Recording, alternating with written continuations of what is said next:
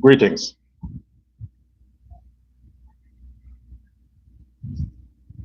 It is Saturday.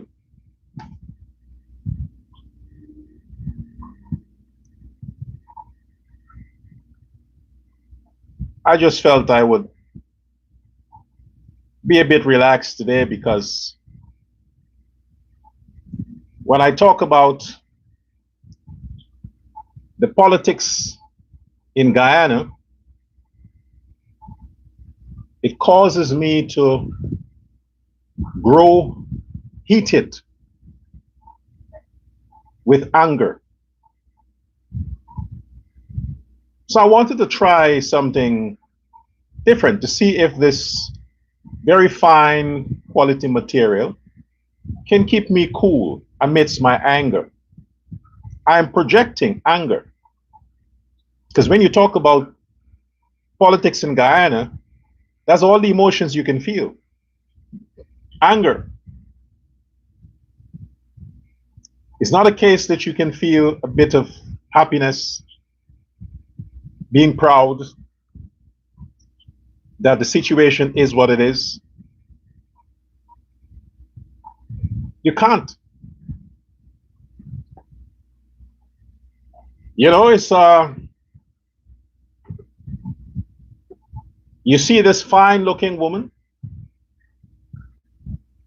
all dressed up in her latest model attire. Speech is fine. You're happy with your sight. You're contemplating, I hit the jackpot. Then you take her home. You take her clothes off.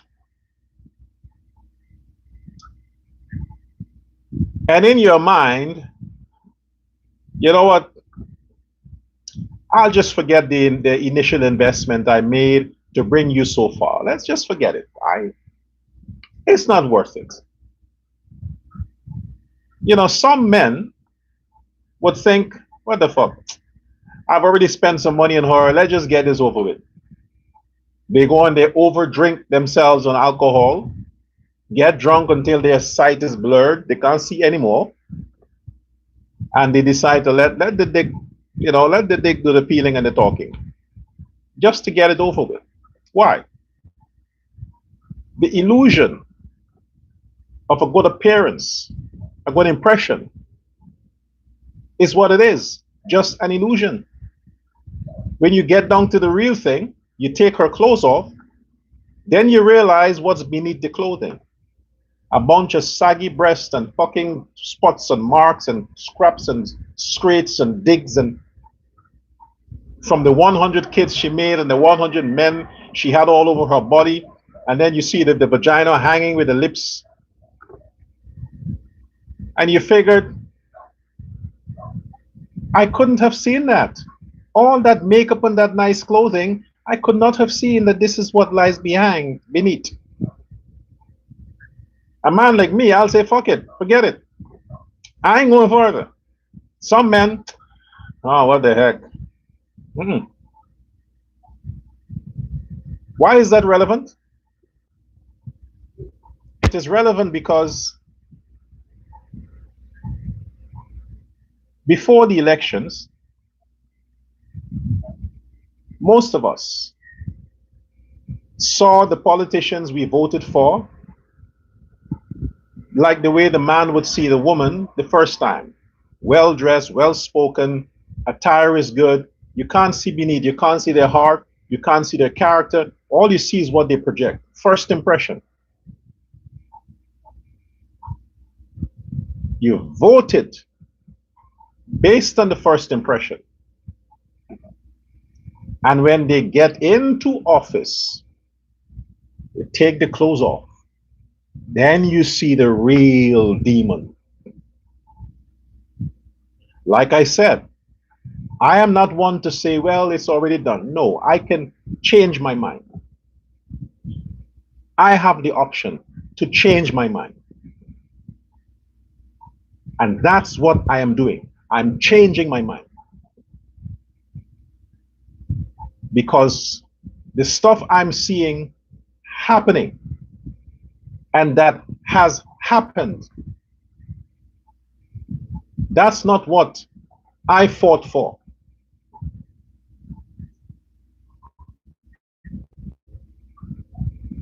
And be it as it may, I am crediting my impact in helping the People's Progressive Party to secure the massive win they secured. I am one of the persons who helped. So I have a stake in what happens with the government. I helped to seduce people, programmed people, educate people, decide for people to vote for the People's Progressive Party. I helped in a massive way, a tremendous way. I helped. So I can't just turn my back like all the others and ignore the bullshit that's happening. No, I have a stake in that. My effort was invested in the PPP's massive win. It concerns me.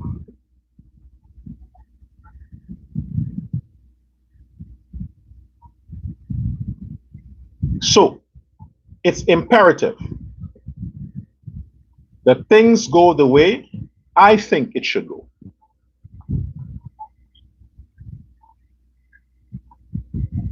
You understand? Or might I backtrack a bit? Let me backtrack a bit. Backtrack. Just remember, I was not on the scene in a significant way 2019, 2020, leading up to the elections. I had other focus I was busy with online, with situation here and other places. I did not campaign the way I should 2019, 2020. But after the 2020 elections, I was one of the strong voice online calling for David Granger to concede. I was one of the persons. My platform was much, much larger before Facebook shut it down. And still, the PPP barely won by 6,000 votes. Barely won. It was a controversial elections. They almost lost. And they had more pundits online, much more, campaigning for them. The investment was much more financially, but yet they did not secure any amount of significant votes. 6,000. All the people who are here or were there in 2025, they were there in 2019, 2020. Same people, same foot soldiers, same campaign, same crowds, same. But yet they did not secure significant votes. Yet they didn't. I came on the scene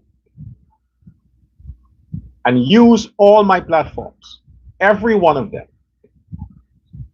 all over. TikTok, YouTube, Facebook, all over. And I dedicated full time, because from day one, 6 months before the election, I said the PPP must secure 40 seats, and I'm going to do what I have to do to make sure that they do. I said that. The videos are there. You can go look them. So I invested my time, my prayers, my resources. I've lost a lot. I've been spoken of ill. They called for me to be sanctioned by ERC. They did all kinds of stuff. The PPP secured 36 seats, almost 50,000 more votes. 2020, they secured 6,000 extra votes. 6.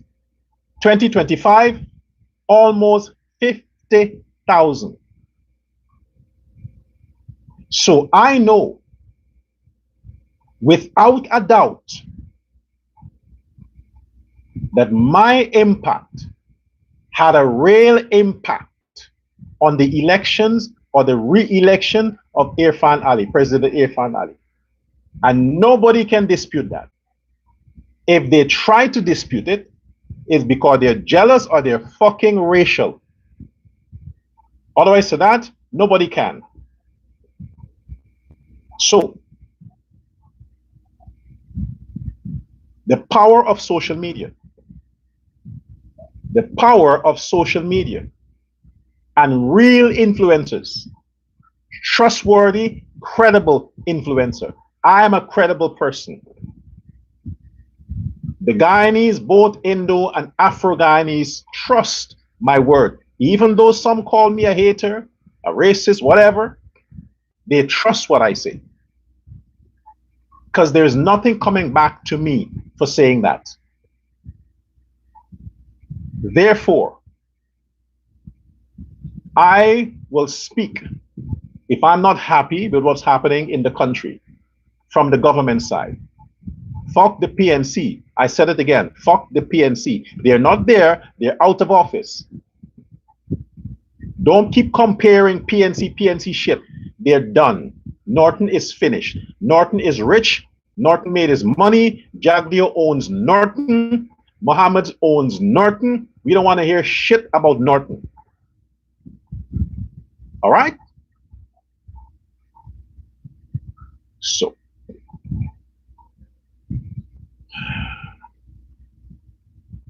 oh, the Mohammeds ain't going anywhere.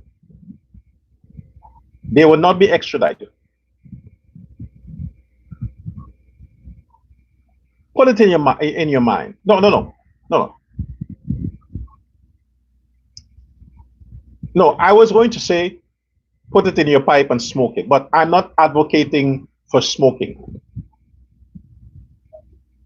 So, put it in your dustbin and throw it out in the garbage. The Mohammeds are not going anywhere. Nobody will extradite them. Nobody. So whenever you see a politician come online and talk about extradition, switch it. Just scroll by. Just, tell them, you know what, it's enough. Say it to the politician, including the president, including President Ali. Say to them, listen, we heard enough about extradition. When Mohammed is on the plane, when the Mohammeds are on the plane in handcuffs, bound for the United States, then you come and do a press conference. Until then, talk about something else. We don't want to hear anything more about extradition and this case and that case and extradition and fraud and sanctions. Fuck it. We don't want to hear that anymore. It's enough. So I'm telling you, my message from the Mohammeds to you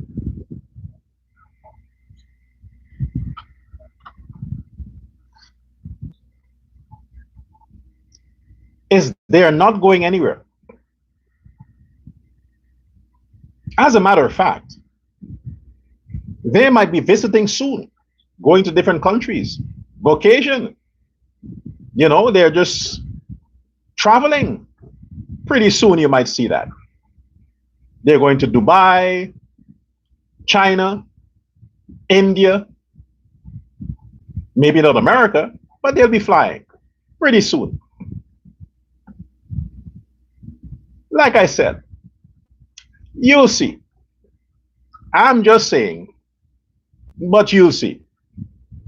But they're not going anywhere. Nobody can send them anywhere.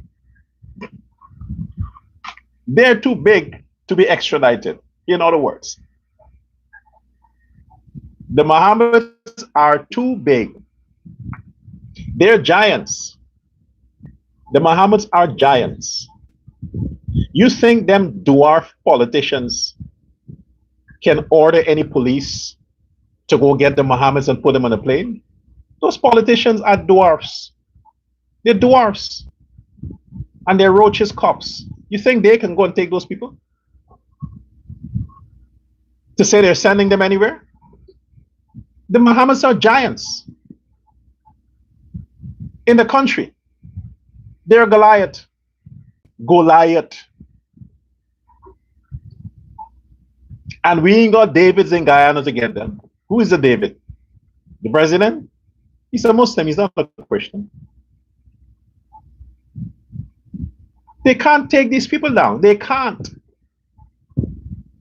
I'm exhausted with the nonsense that they're saying because they think the Guyanese are stupid. Yeah, some are stupid. So I'm telling you, folks, I'm telling you, the Mohammeds are not going anywhere. No extradition. They will be free from all legal charges.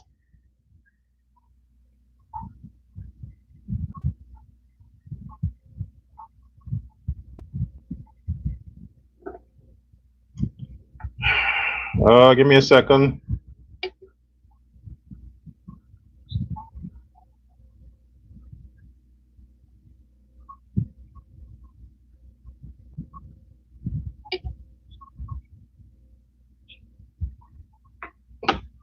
They'll be free from all legal charges.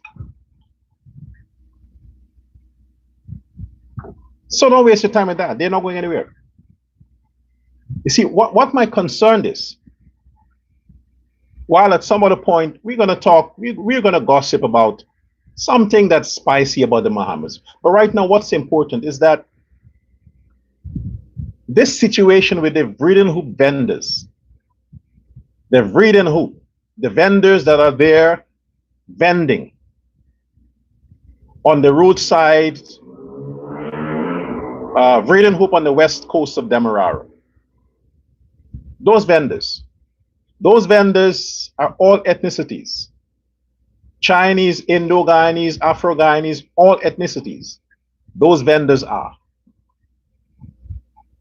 I want to backtrack 6 months or almost, 3 months before the elections. The president did a walkabout. He visited a lot of areas. Went to the market, went to the vendors. He visited a lot of places.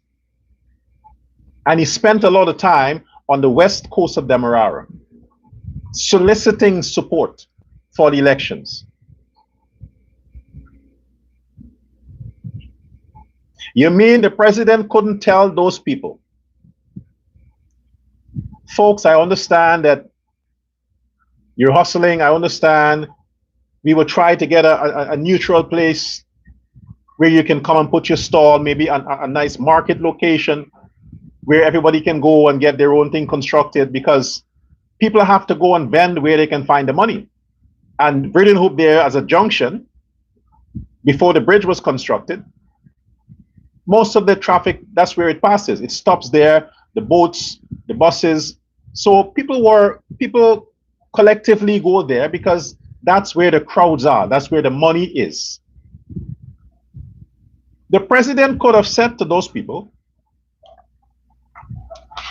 we would need this area, or we have to maintain law and order. So in the future, you guys will have to move from here. He could have done that. I saw nothing that he said it. But then if he had said it,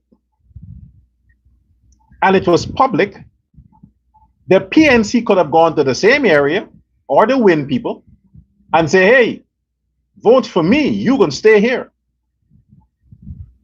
The PNC could have said, don't worry about the president. This is why you should vote for the PNC, because we would not move you from here. If you vote for President Ali, then you have to move. But nothing was said from no one. Those people were of the belief that they were there permanently. If a structure was to come, the structure will come in such a way that it would not affect them.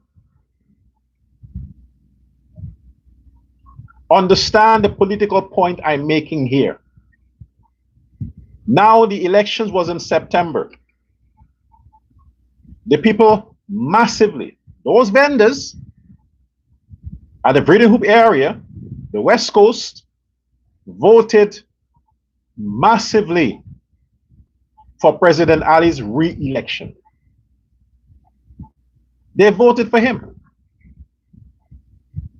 You may not have a vending stall there. You may have a big store. You may have another job. You may not be vending there. So you don't understand the quality of life of those vendors. Rules are rules, I get it. You can't put stuff on public pavement, whatever, I get it. My point is, what I'm saying is, the truth is what matters. Stop politicking with the people. The president visited that area a few months before the elections. He must know what the plan is. He must know what the issues are within his government or the local NDCs. They must know. Now the Edgel, Minister of Public Works, is coming out and clearing the parkway, the walkway for the roads, which is good. But why do it now? It's always a bad thing for people to put their stalls on the place where people have to walk. It's always a bad thing in any country. In any country, you can't do that. In Suriname, you don't see that. The government is very strict. Elections or not, you can't put your stuff on public roads. That is something that you can't do here in Suriname. The government, no government, whether it's the previous one or the former one or whatever, no government. There's a standard and they enforce it. The government enforces that rule. You cannot vend on the public road or the walkway or the piece where the government constructed for people to walk. You can't vend there. No part of the country in Suriname, you can't do it. It never happens. But the issue I have with Guyana is that the politicians keep playing with the people's emotions. You're playing with people's poverty. You're playing with people's concern. That's the problem I have with politicians. Because the PNC didn't have a problem with those vendors vending the way they were vending. The PNC allowed it. Before the PNC, Ramatar didn't have a problem with it. That's the PPP. From 2020 to 2025, President Ali didn't have a problem with it.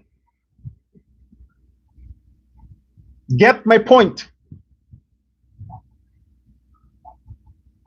And then now, all the construction you're busy with, you're going to go and just surprise the people with this order.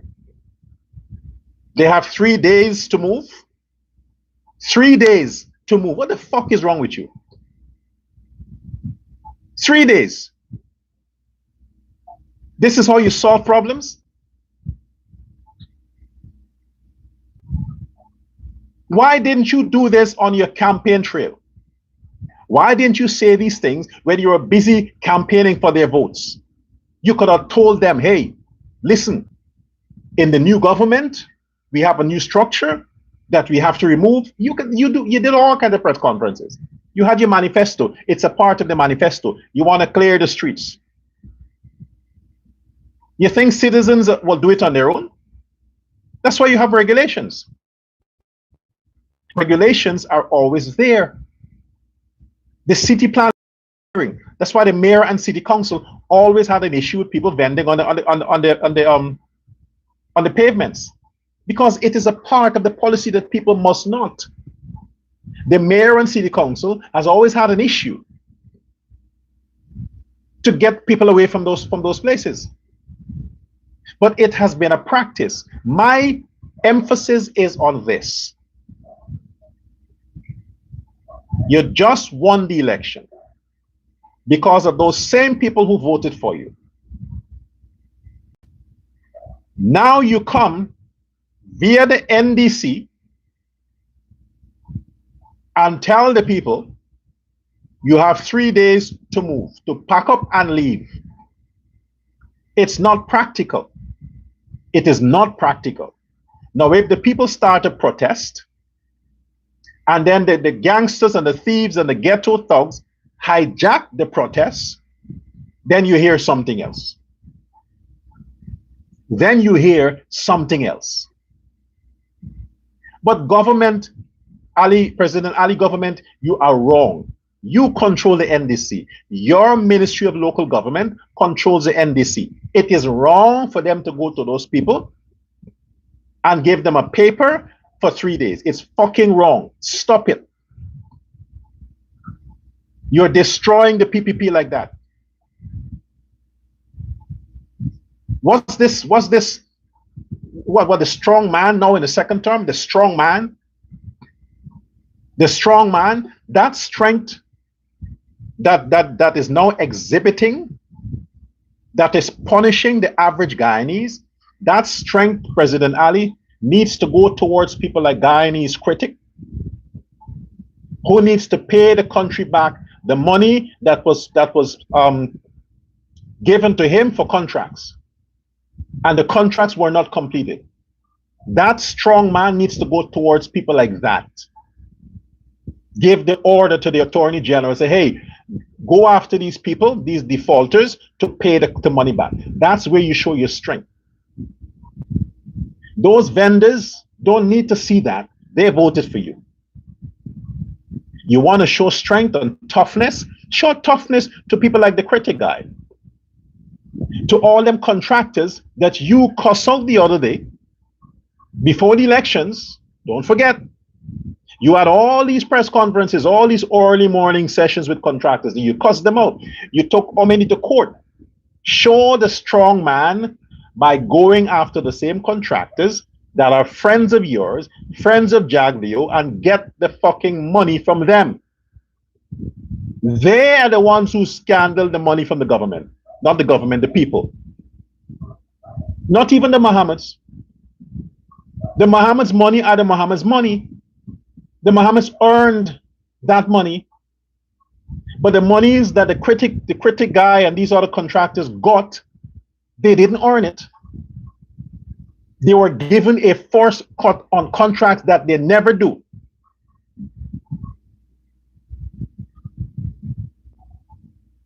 That is the money for the people.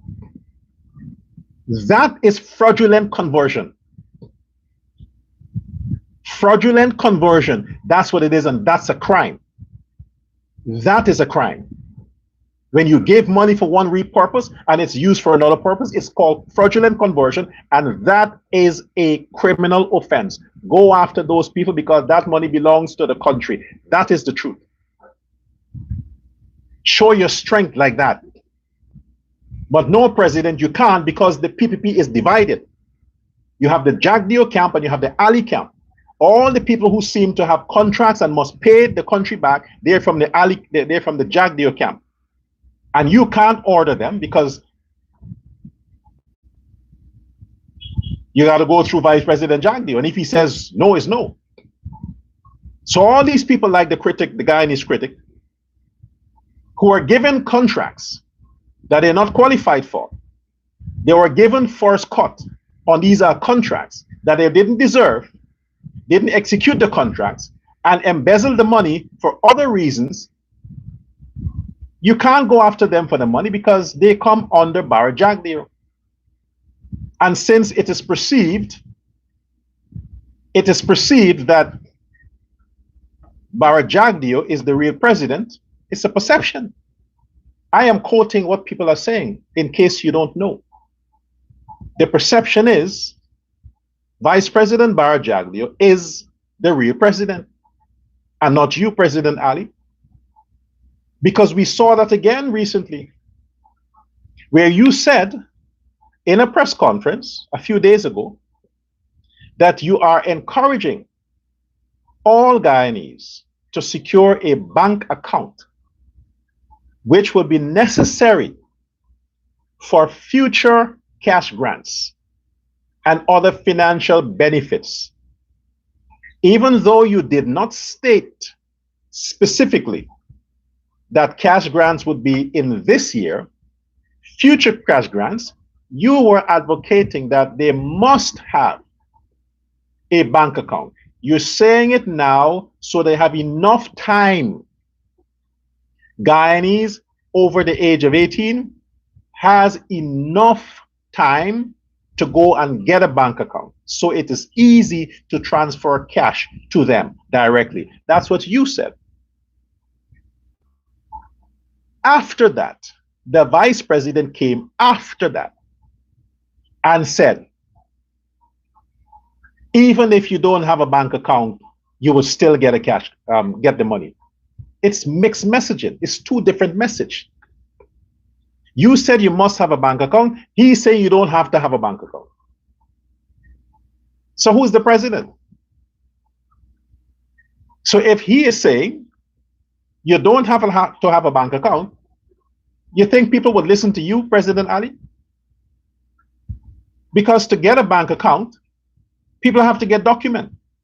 There are a lot of Guyanese who still don't have an ID card or a passport. Some don't even have a birth certificate. To have a bank account, they have to have some form of identification. So what you're pushing for, it means that Guyanese must go and secure a birth certificate, ID card or a passport. And a lot of them don't have that. They don't even want to go get it for the cash grant. So when the vice president will come and say, don't worry, you don't have to have a bank account, then what's with the mixed messaging? Then people will say, well, I don't need to go get a bank account. I just go get an ID card and that's it. Or get a passport and that's it. You're not speaking the same language, sir. And this is not the first time. There's so many times you say one thing and then the vice president come and say something else. You have to coordinate with each other. You have to sit down and discuss. You and Jagdeo discuss what is it that you have to say. You write a script, then you say, Jagdeo, read the script. Make the corrections. Because if you come and you talk out your own as the president, this is your plan. These are your plans. And you did not consult with the vice president. So he doesn't know what you're saying. But then he sees you on a press conference and he hears what you're saying on a press conference. And in his mind, you're supposed to ask me about this. You going and babbling your mouth and opening your mouth and saying stuff and you haven't run this by me. Then he comes on his press conference and he's been questioned about things you said. And instead of him saying, well, if the president say you need to get a bank account for this and that, he said, no, you don't have to get a bank account. Mixed messaging. The average person would ask the question, are these two guys having issues? Is there a problem within the PPP's hierarchy? Why the mixed messaging? And one of the things I also want to stress and emphasize, you see why I'm emphasizing this, is because all these players that are benefiting from their friendship with the government, all these players, they are trampling on the rights of the average Guyanese.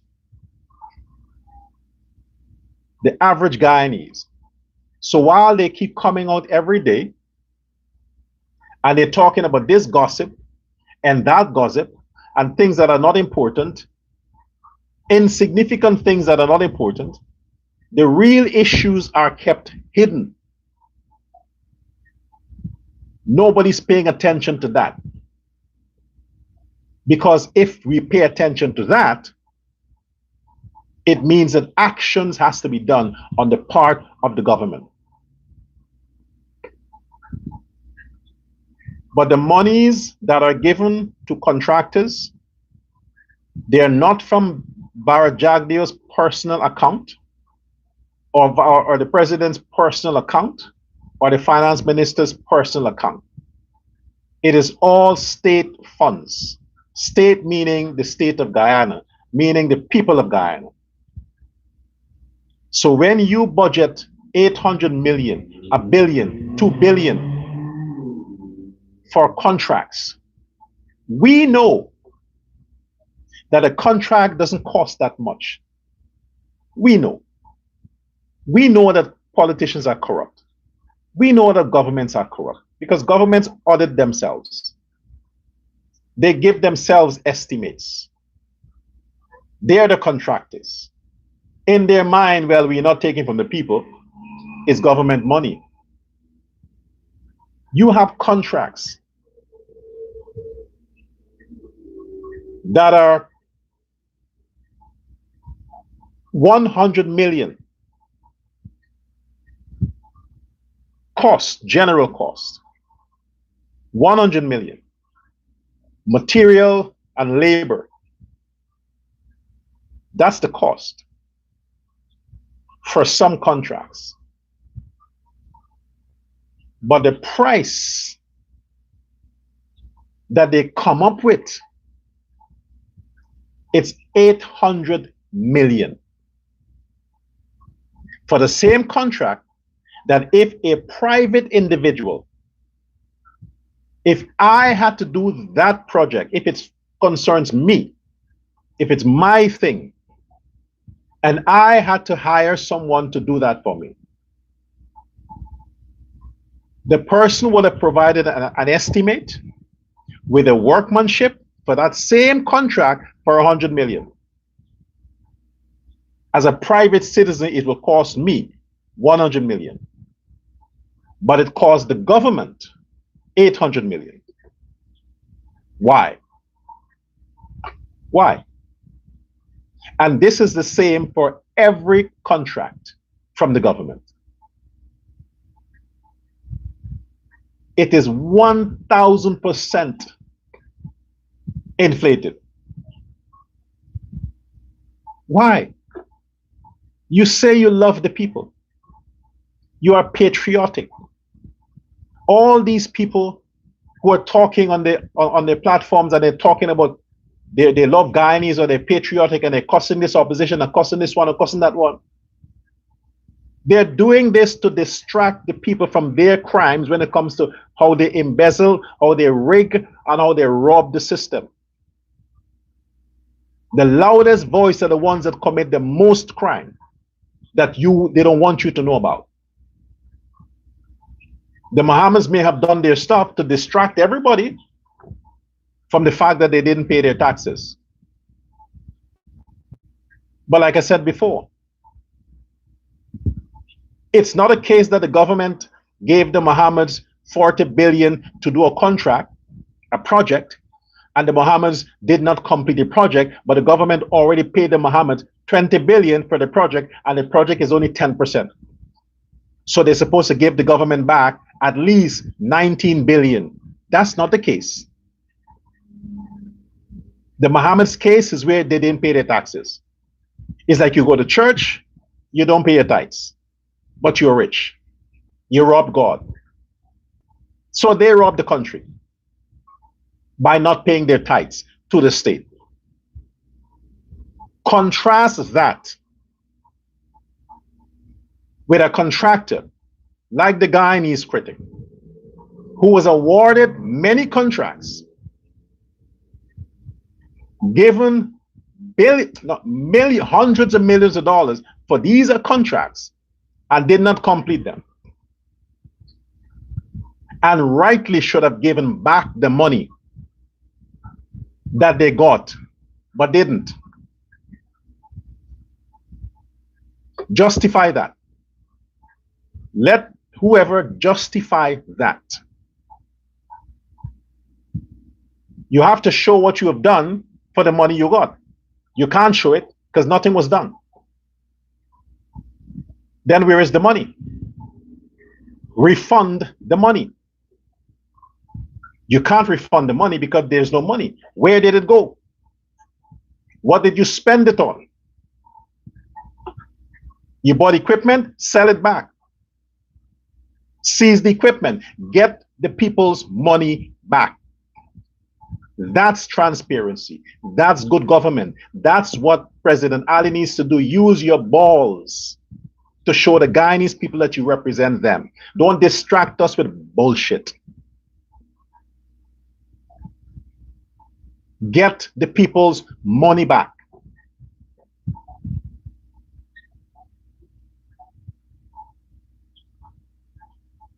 Corrupt politicians. The tendering process is corrupt. You have qualified contracting firms, qualified, but because they have no linkage to the government, or they're not pundits, their names are not familiar, so they don't pass the tender, they don't get the contracts. And every time you hear, oh, their bid was too high, really? Really? You give the contracts to the lowest bid, but the lowest bid never finishes the contract, but you pay them. They get the money, but no work is done. And then you handle it quietly. Quietly. The people don't know about it because they're busy talking about sanctions. They're busy talking about other things that are not important.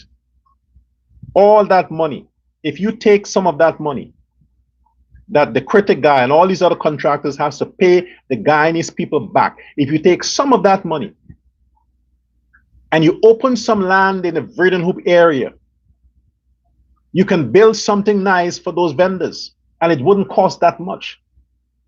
It wouldn't cost 10 million. You can build something nice for them. After all, they voted for you. This is the time people earn money. End of the year. But no, you think, let me tell you what my theory is. Let me tell you what my theory is. There are a lot of businesses around that area. Big stores, you know, businesses, Chinese stores, businesses around that same area where those vendors are. Those businesses wants to cash in on the year-end sale. They want to cash in. But the threat to them getting an extra dollar is the vendors. So the businesses will do what most business people do, bribe the politicians to pressure these vendors to leave. So when these vendors are gone, the consumer may not want to go wherever these vendors would be parked. So they would not have an option than to go into the stores in the area and do their shopping. The vendors are a threat to the businesses. So the businesses are using their political connection to get rid of the vendors, to get rid of all these people. That's my theory. And if that's the case, President Ali, you have betrayed again the people that voted for you. You betrayed them. Unfortunately, this is how people get played. This is how the average voter, the citizen, continue to get played. You make the PNC look good because the PNC turned their backs on a lot of the people who are doing these things. Now you come after 5 years and now you're pressuring your own people because this is your last term. Yeah, but the PPP still want to retain the presidency from 2030. So whether you do things now to screw up the PPP's chance of a win in 2030 is no consequence to you, President Ali. You're rich. Jagdeer's rich. All these people are rich. So if the PPP loses, you don't care. By that time, all the contracts would be finished. all the roads would be built, all the infrastructure would be done. So there's no more contracts, no more money to give out. So the next government wouldn't have anything to do. They won't have to build anything. The most the next government can do is what? What can they do if all the roads are built? If the infrastructure is done, then what? That's the plan? I'm not done with that plan. Every cent that goes towards contracts are Guyanese money. They have to pay that money back in their loans, their taxes. All these contractors need to repay the country the money they got for contract that was not done. In Berbice, in Essequibo, in Demerara, all the contractors who have contracts and did not conclude their contract, you have to take it from them and give to another contractor with extra money. I mean, come on, man. This fucking nonsense got to stop, man. Governments come and government go on the same shit. Same thing with the PNC. You give contracts to this one, they screw it up. You have to give the same contract to somebody else, but the one who screwed the contract up doesn't pay the money back. For heaven's sake, man, aren't you guys fucking tired of this shit? Aren't you tired of this? And every time you come in, you lie, you lie, you lie, you lie, you lie. What am I supposed to do? Turn my back? Fuck it, I ain't gonna do it. I'm supposed to turn my back and say, well, you know, I support the PPP, so no. Hell no. The people are screaming. They're crying. They're shouting. They're in pain. Don't bribe them with cash grants. Don't bribe them with all these promises. Make real changes. Transparency, that's what we talk about. That's what's important. Whatever issues are there within the PPP, don't play it out in the public. You are sending mixed signals. Deal with your issues behind closed doors. Have one message in public. It is important for the Guyanese, the health of the Guyanese people. It is necessary for the health of the Guyanese people. And one other point I want to touch on.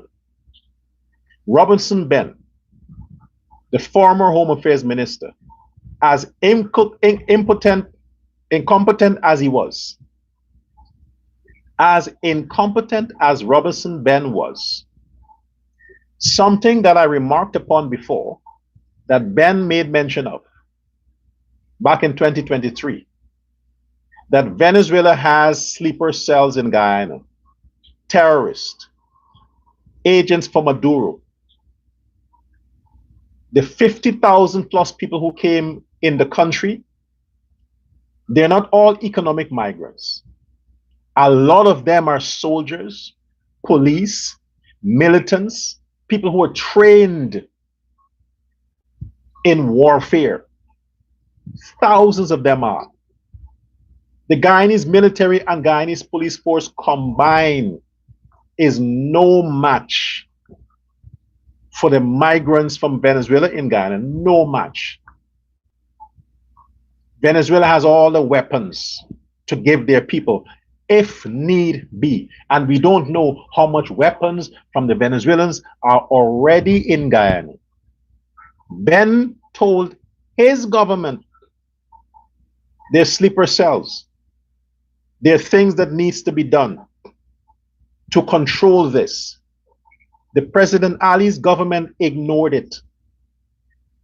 From the Minister of Home Affairs, as incompetent as he was, he pointed out it was not for the PNC to do something about it. They were not in government.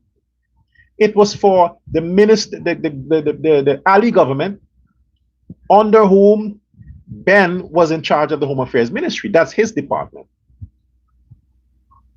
If he as minister told the parliament and whoever, hey, this is happening, you're telling me he couldn't take it on himself to do what was necessary to deal with that threat? Or was he stopped? Was he stopped from doing anything to interfere with that? Because all of the so-called measures they're mentioning now, biometrics, ID card, and pass this law in the parliament about what rights migrants has, is bullshit. You had 5 years to do it. You had 2 years before the elections to do it.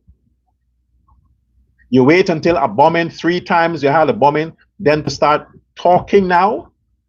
You haven't even implemented anything. Now you're talking. The Home Affairs Minister talked about it 2 years ago.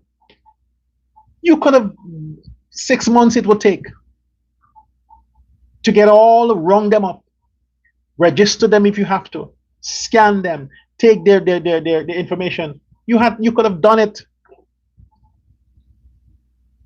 He was incapable of doing it because he was stopped. Somebody had to have prevented him from doing that. But they were allowed to vote.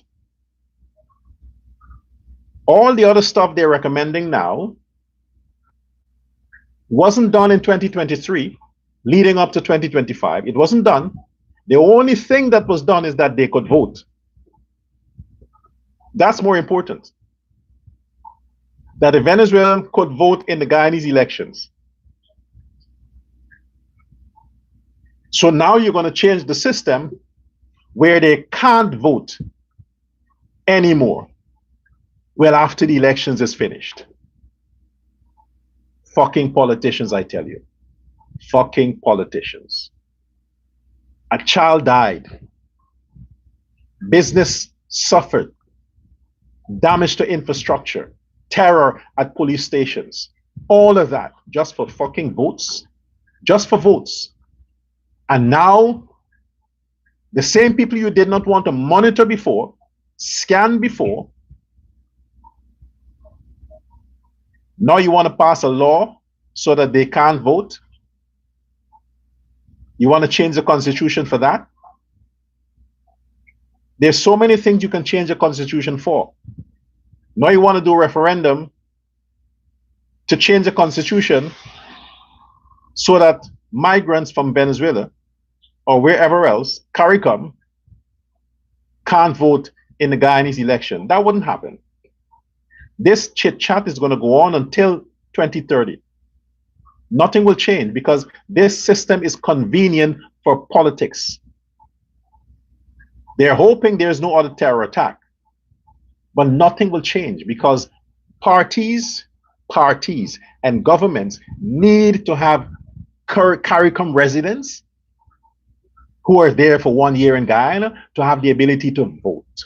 So in case those politicians lose their momentum within the locals, they can appeal to the foreigners for votes. Enough of the fucking politicking. Secure Guyana properly. Secure Guyana properly. I'm tired of it. Like I said before, I contributed to the massive win of the PPP. So I will talk about things that affect me and the many people that I have actually been responsible for voting for the PPP. I'm not a contractor. I don't have money to pay back to the government. So I don't have to say shit in favor of any government official so they can turn their backs on the money I need to pay the government back. I don't have to do that. You can trust what I have to say. I am credible. The people who donate to me, they're not politicians, no government ties. And I don't even think they're PPP. And if they are doing shitty things that I'm aware of, I'll call them out. But they're not public officials. They're not public officials, so I don't have to bring them on my platform.